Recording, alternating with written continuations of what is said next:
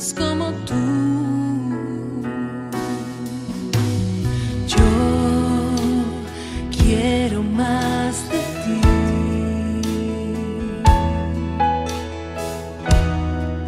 Y habitar en tu presencia. Menguar para que crezcas tú. Y cada día seré más como tú.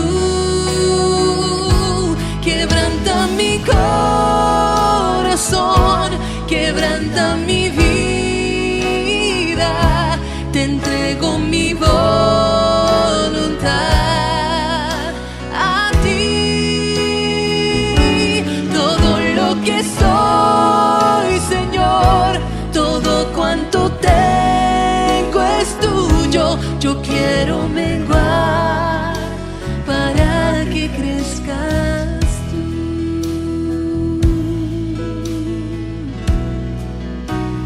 Yo quiero más de ti, sí, Señor, y habitar en tu presencia. Menguar, menguar para que crezcas tú. Y cada día seré más como tú.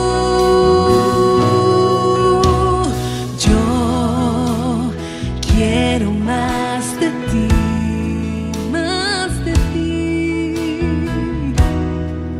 y habitar en tu presencia. Menguar para que crezcas tú. Y cada día seré más como tú.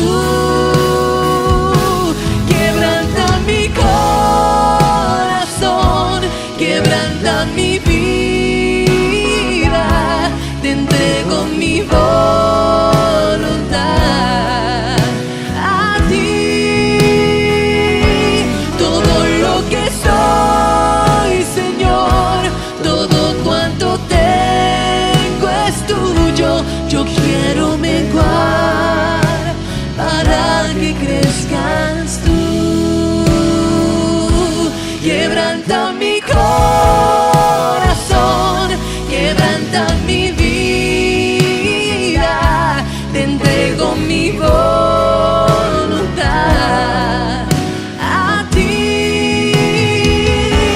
Todo lo que soy, Señor, todo cuanto tengo es tuyo. Yo quiero menguar para que crezcas tú. Yo quiero menguar para que crezcas tú.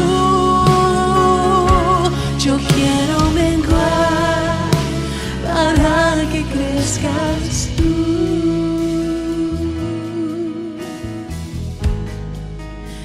Jesús.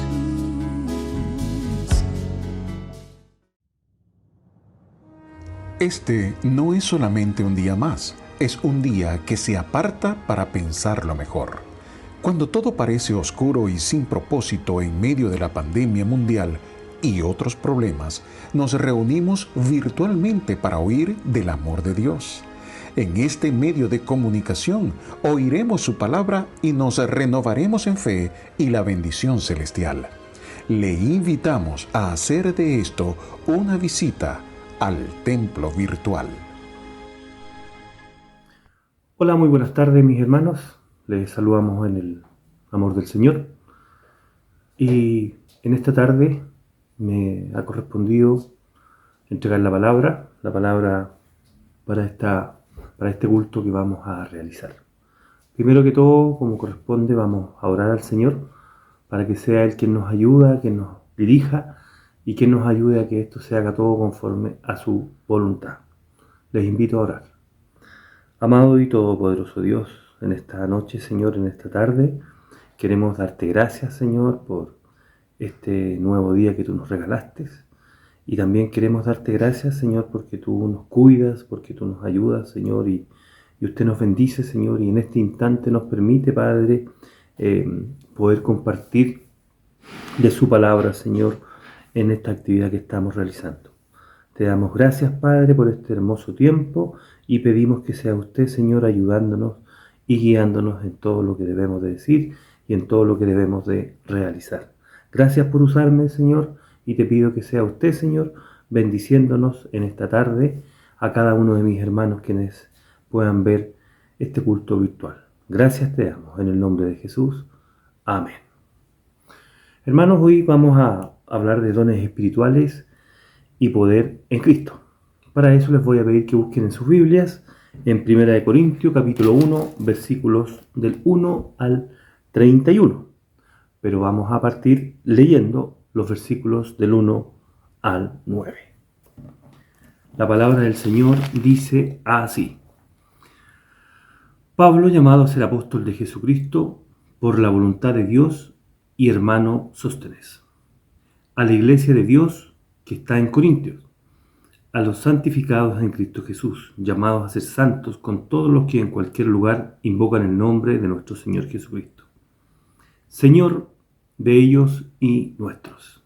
Gracias y paz a vosotros, de Dios nuestro Padre y del Señor Jesucristo. Gracias doy a mi Dios siempre por vosotros, por la gracia de Dios que os fue dada en Cristo Jesús.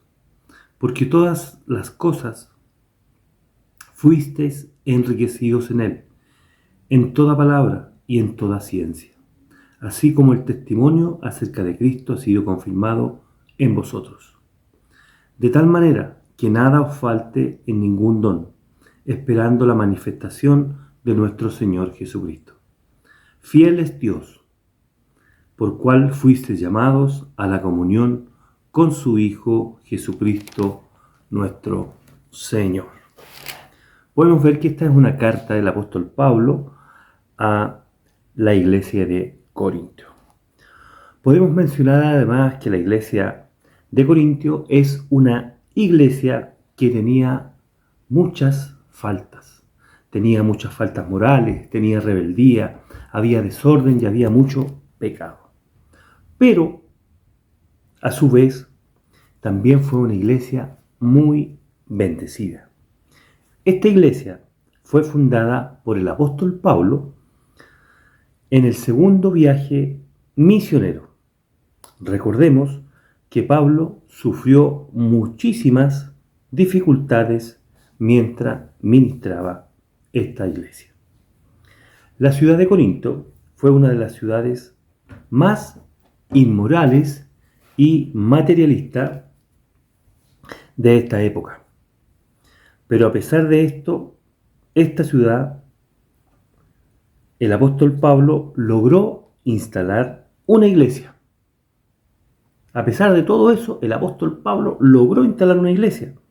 Y en todo lugar donde hay una iglesia, habita Dios. Y hay esperanza, esperanza de que todo cambie, de que todo mejore.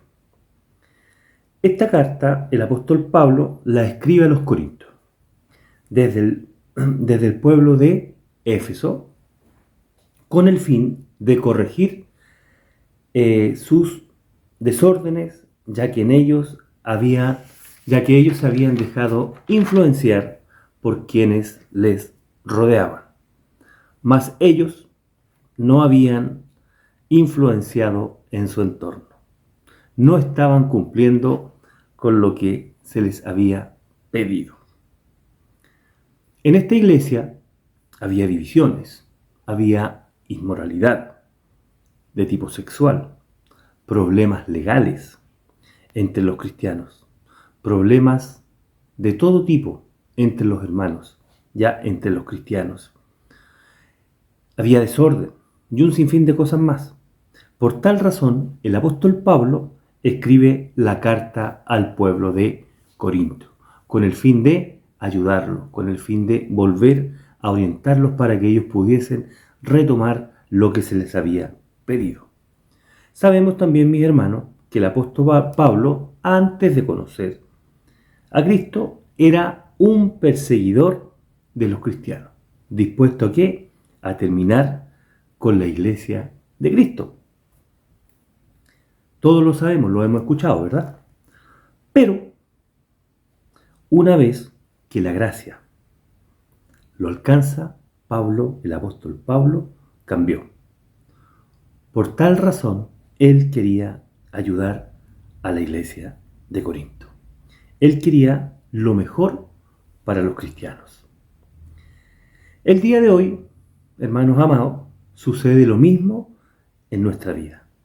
Una vez que la gracia de Dios nos alcanza, hay grandes cambios. Hay grandes frutos. Y al igual que en Pablo, ese debe ser nuestro deseo. Nuestro deseo debe ser ayudar a que la iglesia de Cristo crezca. ¿Por qué? Porque nosotros somos obreros de Cristo. Por lo tanto, nosotros tenemos que colaborar para que la iglesia de Cristo crezca en número, en sabiduría, en discipulado, ¿ya? Para que la iglesia crezca y también mejore. Usted, hermano, fue llamado a hacer la voluntad de Dios.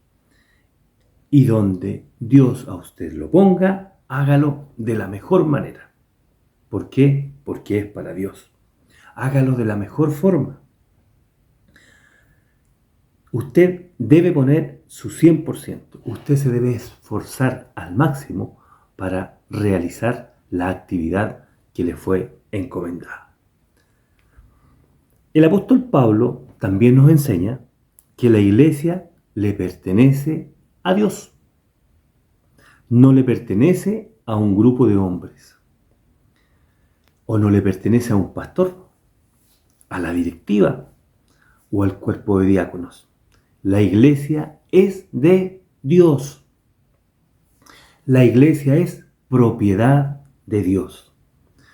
Si usted es iglesia, sabemos que la iglesia la conformamos todos los cristianos, ¿verdad? Entonces, si usted es iglesia, usted es propiedad de Dios.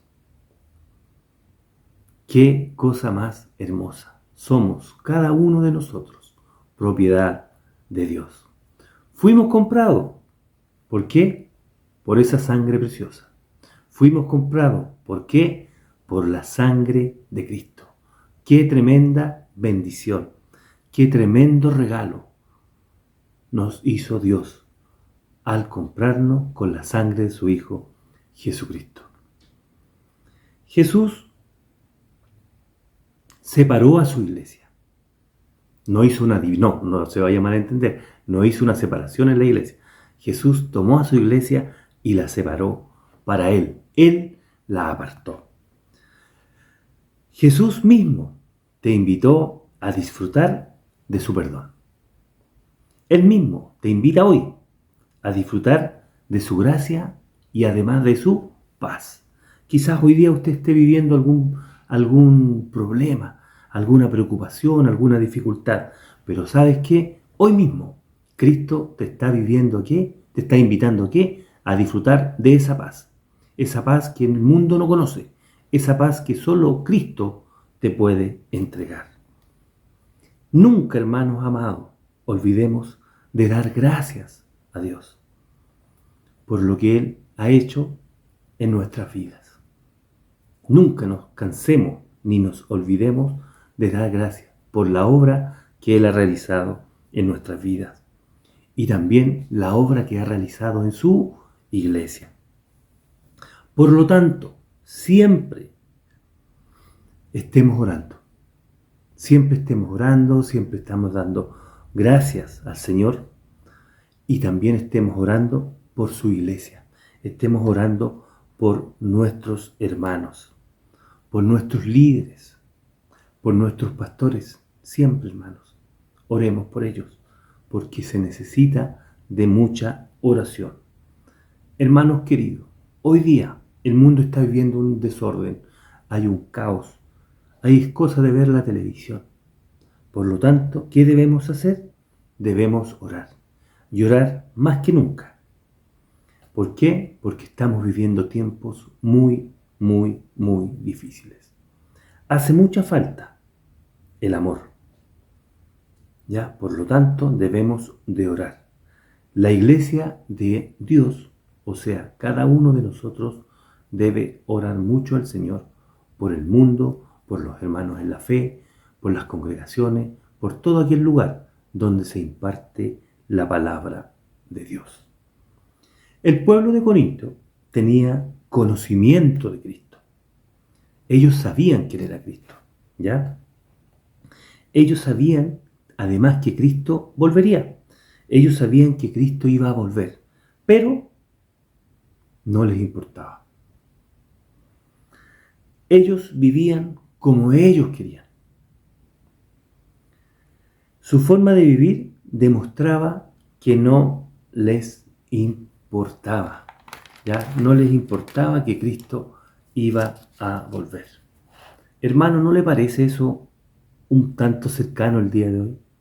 Podemos ver en el día hoy día, en la actualidad, que muchas personas conocen de Cristo. Muchas personas conocen de Cristo el día de hoy. Por eso que debemos de ser imitadores de Pablo. No debemos de despreocuparnos de nuestra relación con Cristo, ni la relación de Cristo con la iglesia.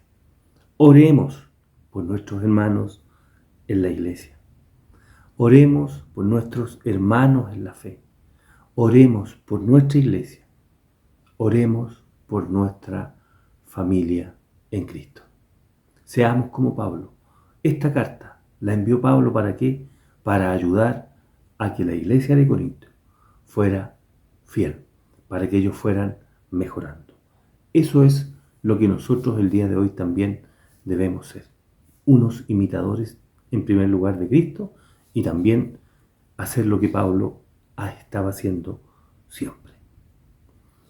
La iglesia de Corinto tenía un Dios fiel. Tenía un Dios fiel. Y eso, hermanos, a nosotros hoy nos debe dar esperanza, ya que Dios no cambia. Por lo tanto, debemos de confiar que el día de hoy tenemos un Dios real y un Dios fiel, tal cual lo tenía la iglesia de Corinto. ¿Por qué? Porque Dios no cambia. Dios es el mismo ayer, mañana y siempre. Dios no cambia. Los hombres cambiamos, pero Dios se mantiene fiel, tal cual lo era en la iglesia de Corinto. Hoy día tenemos un Dios fiel para cada uno de nosotros. Leamos 1 Corintios 10 al 13. Dice así: Os ruego pues, hermanos, por el nombre de nuestro Señor Jesucristo, que habléis todos una misma cosa, y no haya entre vosotros divisiones, sino que estéis perfectamente unidos en una misma mente y en un mismo parecer. Porque he sido informado acerca de vosotros, hermanos míos, por los de Cloé, que hay entre vosotros contiendas. Quiero decir que cada uno de vosotros dice: yo soy de Pablo, y yo de Apolos, y yo de Cefas, y yo de Cristo. ¿Acaso está dividido Cristo? ¿Fue crucificado Pablo por vosotros? ¿O fuisteis bautizados en el nombre de Pablo? Vamos a hablar ahora de los pecados de la iglesia que se nos muestran acá. La iglesia está compuesta de personas. Personas de diferentes tipos. Personas de carácter fuerte. Personas hoy día en la actualidad con problemas de algún tipo de adicción, ¿ya? Que arrastran, otras personas que arrastran un pasado un tanto difícil, de violencia familiar, consumo de alcohol, quizás pornografía, ¿ya? Un sinfín de cosas más que podríamos nombrar. Entonces, permítame decirle que las conductas, como por ejemplo la murmuración, el chisme, las mentiras, en las iglesias siempre hay de todo este tipo de cosas. Siempre, hermanos, nos vamos a encontrar, lamentablemente, con este tipo de cosas. ¿Por qué? Porque no existe la iglesia perfecta. ¿Por qué? Porque las iglesias, recordemos, están compuestas de personas y las personas no somos perfectos. Permítame decirle que la culpa de todas estas cosas que suceden, de estas cosas horribles que acabamos de mencionar, no son culpa de la iglesia. Aunque siempre se quiera culpar a la iglesia. ¿Han escuchado eso? No, es que el hermano tanto hace esto. No, es que aquí. No, hermanos. La culpa no es de la iglesia. Sabemos que las personas son las que ocasionan estas cosas. ¿Por falta de qué? De madurez espiritual. No podemos culpar a los demás si no hemos sido capaces nosotros mismos de solucionar nuestras debilidades. Debemos de corregir, orar y solucionar nuestros problemas. Nosotros mismos oremos al Señor para que nos ayude en qué? En esas debilidades. Para que nos ayude a qué? A controlar quizás un poco ese músculo tan chiquitito que cuesta tanto hacerlo, que es la lengua. Una pregunta. ¿Ha logrado usted solucionar sus problemas? Seguramente no, ya que tenemos nosotros los seres humanos, las personas tenemos por costumbre dejar pasar nuestros problemas, dejarlos pasar y esperar que quizás a través del tiempo se solucionen solos. La iglesia de Corintio sufría el mismo problema. Ellos también tenían los mismos problemas que enfrentó el pueblo de Israel y los mismos que enfrentamos nosotros el día de hoy.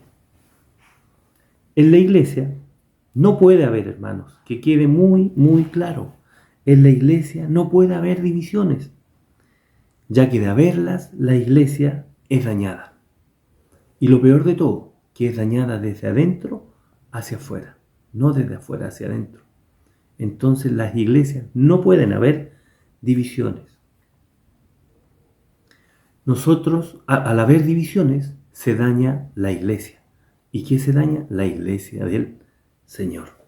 Es por eso que el apóstol Pablo nos invita a estar unidos en una misma mente y en un mismo parecer.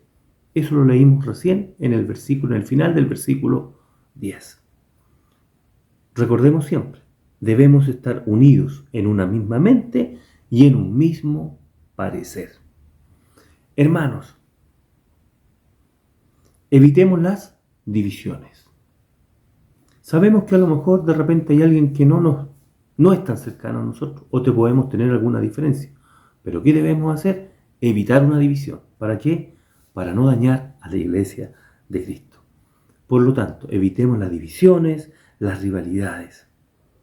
Filipenses 2:14 dice, haced todo sin murmuraciones y contiendas.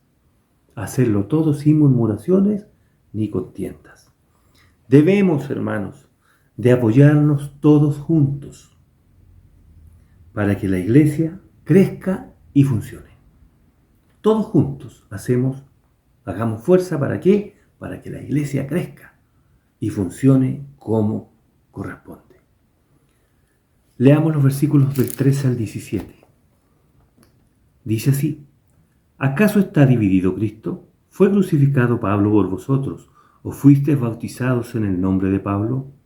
Doy gracias a Dios de que ninguno de vosotros he bautizado, sino a Crispo y a Gayo, para que ninguno diga que fuisteis bautizados en mi nombre. También bauticé a la familia de Estéfanas y a los demás: no sé si he bautizado a algún otro, pues no me envió Cristo a bautizar, sino a predicar el Evangelio, no con sabiduría de palabras, para que no se haga vana la cruz de Cristo. Otro problema que afectaba a la iglesia de Corinto era el bautismo. También ellos daban mucha importancia ¿a qué? Al ritual, al bautismo en sí. Mucha importancia al ritual y no al significado del ritual. Y yo pregunto, ¿usted conoce o sabe cuál es el significado del bautismo? Si no es así, yo le digo, ¿cuál es la importancia? El nuevo nacimiento. ¿Por qué? Este simbolismo nos enseña que entró al agua un hombre viejo y salió un hombre nuevo, un hombre que invita y un hombre que sigue a Jesús. Ese es el verdadero significado del bautismo. Ya, eso es lo que a nosotros nos tiene que importar, que cuando nos bauticemos lo hagamos con ese fin de lavarnos. ¿Para qué? Para que aflore el nuevo hombre. Y ese nuevo hombre, ¿qué tiene que hacer? Seguir a Cristo. Ser un imitador de Cristo. Versículos 18 y 19. Porque la palabra de la cruz es locura para los que se pierden, pero para los que se salvan, esto es, a nosotros, es poder de Dios. Pues está escrito: destruye la sabiduría de los sabios y desecharé el entendimiento de los entendidos. Debemos, hermanos amados, creer en la cruz. Creer en el sacrificio, en ese gran sacrificio que Jesús hizo en la cruz. ¿Para qué? Para darnos vida eterna. Debemos de creer que Dios puso su vida para que nosotros pudiésemos tener vida eterna. Hermano, eso es fundamental en la vida de un cristiano. Creer, estar seguro que Cristo murió en la cruz, que Cristo pagó nuestra deuda con su sangre preciosa y que Cristo también vive el día de hoy. Ya, eso debe ser fundamental en la vida de un cristiano. Versículos 22 al 23. Dice así: porque los judíos piden señales y los griegos buscan sabiduría. Pero nosotros predicamos a Cristo, crucificado para los judíos, ciertamente tropezadero, y para los gentiles, locura. Muchos viven queriendo escuchar algo nuevo. Muchas personas hoy día, en la actualidad y también en los tiempos pasados, quieren vivir o quieren escuchar algo nuevo. Pero nosotros debemos de confiar en la palabra de Dios. Nosotros tenemos que confiar en la palabra de Dios, ya que esa palabra de Dios es la misma ayer, hoy y por los siglos de los siglos, o sea, por siempre. La palabra de Dios no cambia. La palabra de Dios no cambia. Por lo tanto, hermano, confiemos y creamos en su palabra. No esperemos escuchar algo nuevo. No busquemos algo nuevo. Confiemos en Cristo. Confiemos en la palabra del Señor, porque la palabra del Señor no cambia. Es y será la misma siempre. Versículo 26. Dice así: pues mirad, hermanos, vuestra vocación, que no sois muchos sabios, según la carne, ni muchos poderosos, ni muchos nobles. Muchos en Corintios se creían sabios, nobles, poderosos, influyentes. A Dios, hermanos, no le interesa cuánto tú sabes, sino que a Él le interesa cómo tú lo aplicas. Eso es lo que a Dios le importa. No le interesa si tú tienes un máster, no le interesa si tú tienes un doctorado. Ya, si tú tienes una gran teología, lo que a Dios le interesa es cómo tú la aplicas, cómo tú la estás aplicando. Eso es lo que Dios quiere de ti. Quiere que tú la ocupes y la entregues de la mejor manera. A Él le interesa también la humildad que hay en tu corazón. Le interesa que tú pongas siempre la palabra de Dios por delante y que le permitas que la palabra de Dios pueda guiarte y que la apliques también para ayudar a otros. Que tú te dediques con esa palabra a enseñar a los nuevos cristianos.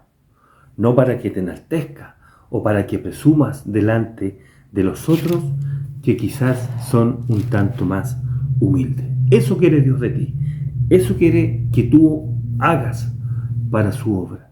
Dios quiere que tú seas un conocedor de la palabra, que tú entregues la palabra de Dios, que tú entregues las bendiciones que Él te ha entregado de manera humilde, no para vanagloriarte, sino para que Dios sea enaltecido a través de ti, a través de su palabra.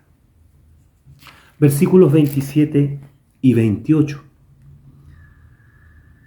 Dice así: sino que lo necio del mundo escogió Dios para avergonzar a los sabios, y lo débil del mundo escogió Dios para avergonzar a lo fuerte.